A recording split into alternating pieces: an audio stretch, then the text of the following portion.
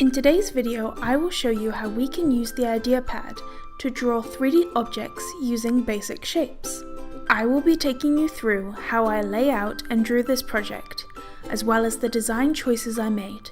The idea pad is designed with an isometric pattern to help you create 3D shapes easily. Isometric is a drawing style, which means equal measurements. This refers to the angles within the drawn shape, more specifically that each angle is either 60 degrees or 120 degrees. The lines on the idea pad replicate these angles, creating little diamonds which can be traced to create 3D shapes. You can create any basic cuboid, starting by drawing the top of the cube, then the edges of the cube downwards, finally connecting these edges to create the base of the shape. These steps can be applied to any size or shape cuboid. You can even create hollow shapes by picking the face which you wish to be open, drawing a square on that face, and drawing the interior edge of the shape.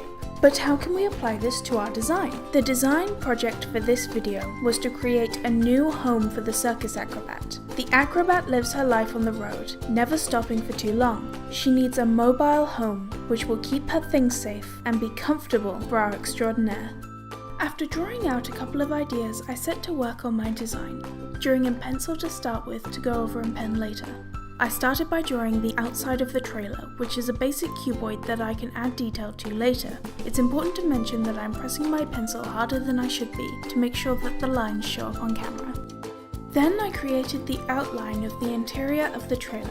I knew that I would need to draw a divide between the bathroom and the rest of the trailer to give our extraordinaire some privacy, so I drew the top and side wall before completing my cuboid. Once I had the cuboid drawn, I made the bathroom section hollow by drawing lines to create the corners of the room and erasing the top line. I then added lines for the floor of the main room and the back corner. This also completes the wall section to partition the bathroom. Despite this technically being a flat shape, it holds the illusion of being 3D. I then used cuboids to create the kitchen for the trailer. I used an L shape for the countertop, drawing the edges down to create the 3D shape. I added a tall cuboid to the end of the counter to create a fridge. I then used rectangles to draw cupboards above the countertop. Positioning objects above or around other objects can be difficult, especially when there's no overlap with other shapes. I used the dividing wall as a height guide and the fridge as a position guide. Similarly to the wall partition, I drew small rectangles to represent doors, one into the bathroom and one to the outside, drawing little circles as handles. On the other side of the interior, I wanted to draw a loft bed. I started by drawing a cuboid, the height of the walls to represent a wardrobe. After drawing a line straight across, I created a smaller block and drew a thin, wide cuboid to represent the bed. I then erased the line at the top of the wall. To create the bookcase, I made a simple cuboid positioned against the back wall. I then followed the lines of the idea pad horizontally across the front face of the cuboid to show shelves. To make these shelves 3D, I drew lines connecting the edge of the shelf and the bookcase backwards towards the back of the bookcase and labeled it. Finally, I drew a rectangle to be the top of a table and lines downwards to be legs. I made sure that each object I drew was labelled to help my drawing have more clarity. Labels aren't enough to show the detail in the design, so using the same skills as used previously, I created a larger version of the kitchen to the side of my design. I used cubes to construct the counters, creating the same L shape, stopping halfway through the final cube construction to draw the fridge. In this larger design, I can include details such as the storage space for the table, as well as the oven. I then drew the table and labelled. I then moved on to creating a more detailed version of the loft bed, but facing towards us.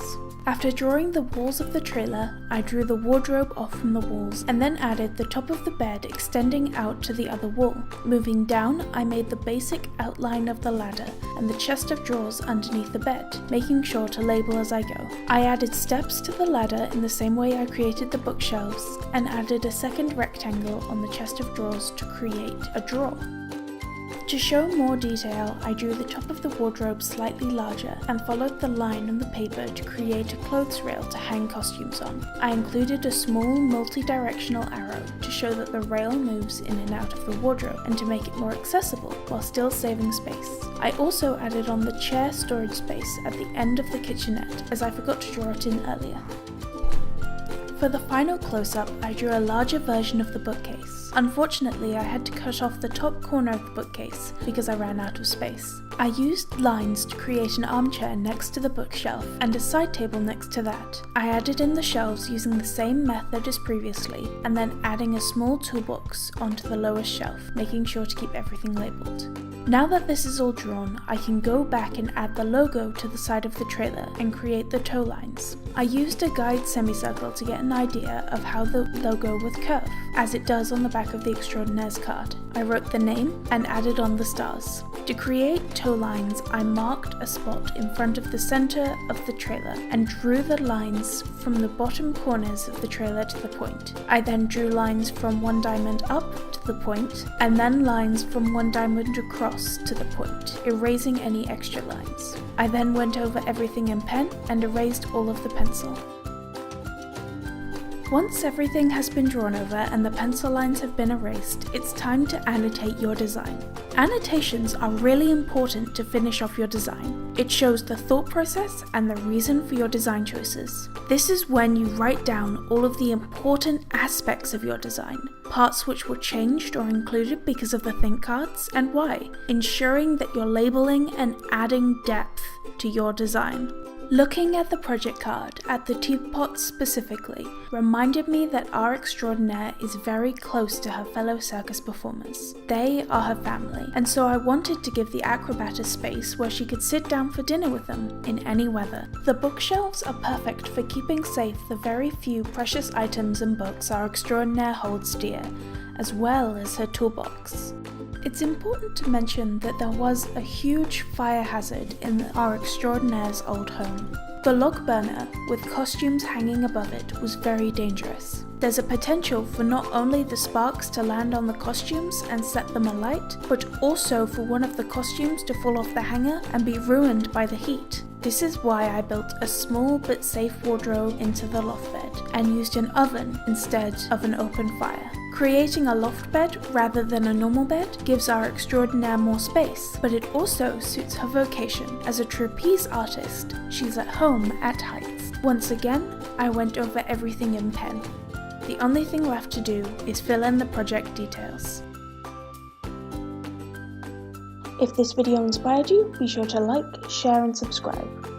If you want to make this at home, links to the instructions and to the Extraordinaires Design Studio are in the description below. Thanks for watching.